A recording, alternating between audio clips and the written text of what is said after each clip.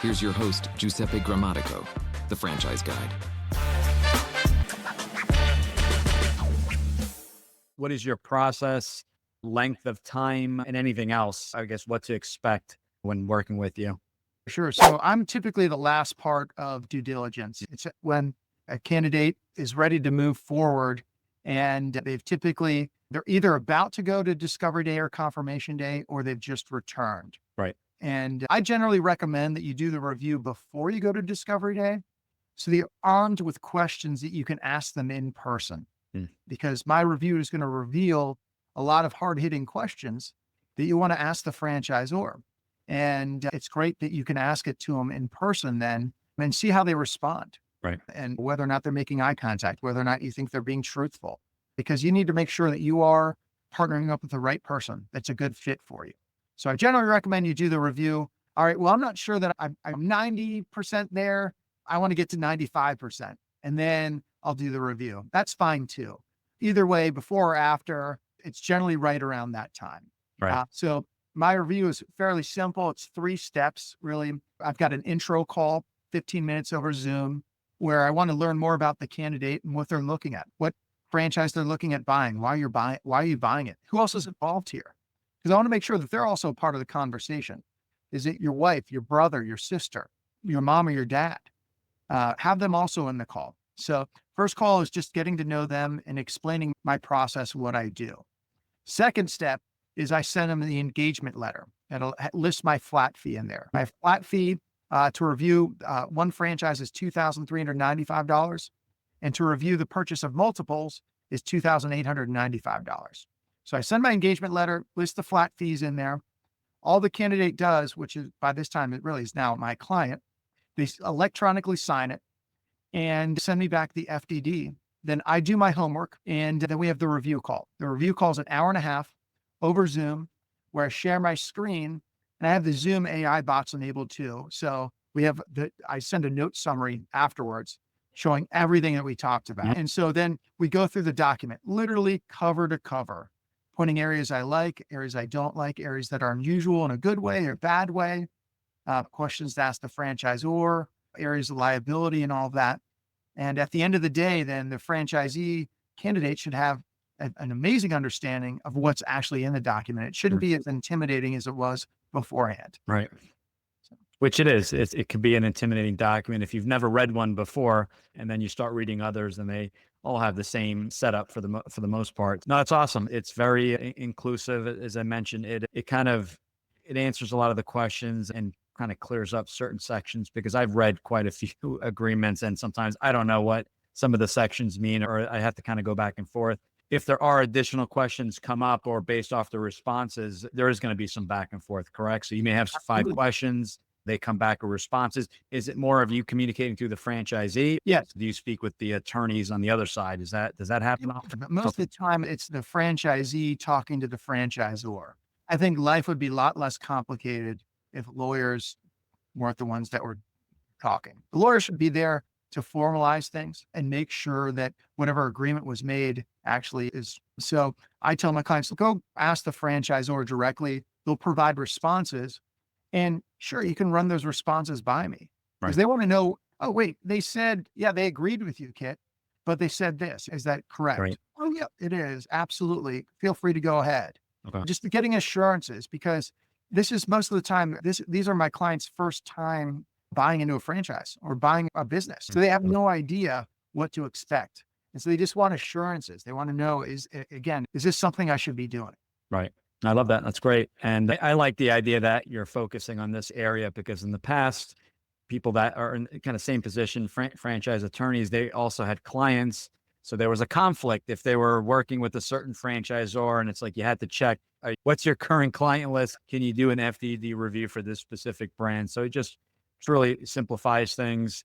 Flat fee, it eliminates, well, should I ask this question? Am I going to get charged? So this way, it's kind of all inclusive. It's peace of mind. And again, it's done towards that end of the process. Anything we didn't talk about, these are most of the listeners. We polled the listeners. A majority are first time. We do have some people that own a franchise, maybe looking at additional, but there's a lot of corporate executives that are looking to invest in their first franchise. So any other advice you'd like to give the audience?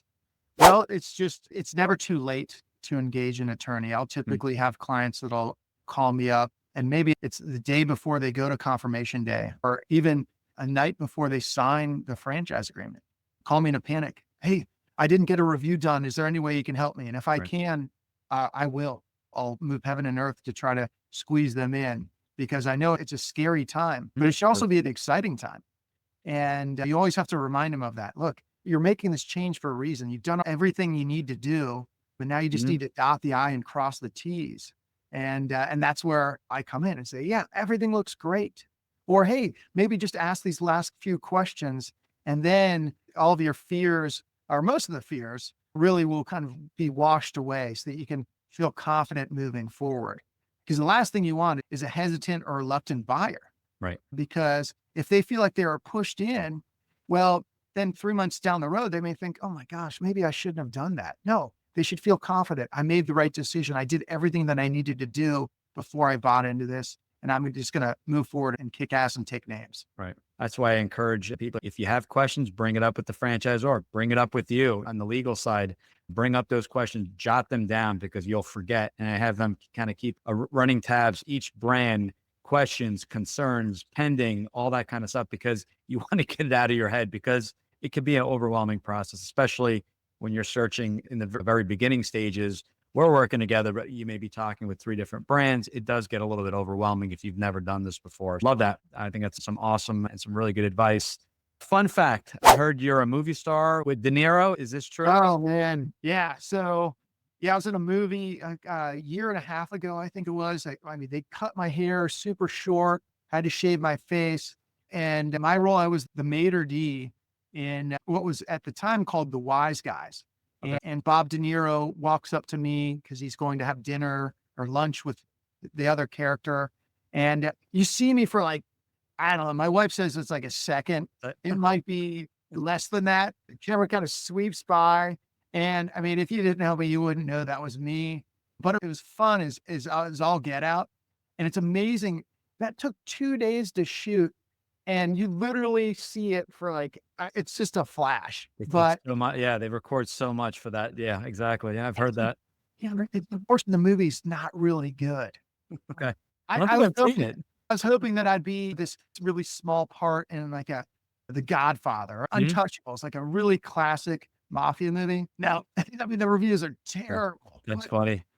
fun. I mean, if you ever get the opportunity to be an extra, it's cool to see another way another business works and all that goes into it. It's amazing how much time and effort goes in. I mean, I was blown away. They had to shoot the scene 15 times, just him walking to me. It's And crazy. cut your hair. And you had to go, yeah. Exactly. I love that. I was on last spring, Diners Drives, a friend of mine, Oh, yeah, Jersey Shore Barbecue here in Point Pleasant. And we went there, they recorded, we were there for about 4 or 5 hours. We watched the episode, and I think my back for a second, because they're recording. You need the extra footage. Obviously they can't come back, but it was 2 days, and the show is a half an hour, but it's actually not. You take out commercials, and obviously there's 3 different restaurants. So really it was 7 minutes of footage that they took. And it's crazy how much filming and what they actually include. But no, awesome. This was fun. This was, actually, I'm going to send, this may be an email we send out just to, when people have these questions. A lot of it is not just answering those direct questions, but the expectations of the document, what to expect, why it's written in this way, the realistic expectation of changes and things like that. I think this is super helpful, because at that point, I've had people say, well, I'm a negotiator. And I'm like, that's great to negotiate. You can ask, but you can't change the franchise fee. Maybe you can delay the opening. Maybe you get a zip code thrown in, but you're not changing the royalty, because legally, franchisor really has to treat everyone the same. These conversations are great. And it's not just coming from me. I'm like, you're hearing it directly from Kit, a franchise attorney. Feeling more confident about navigating the legal side of franchising? Take the next step. Choose the right path to franchise freedom by visiting ggthefranchiseguide.com. Thanks for tuning in. If you want to learn how to make the transition from corporate to owning your franchise, join Giuseppe on the next episode. You can also follow on all social media platforms and achieve financial and time freedom today.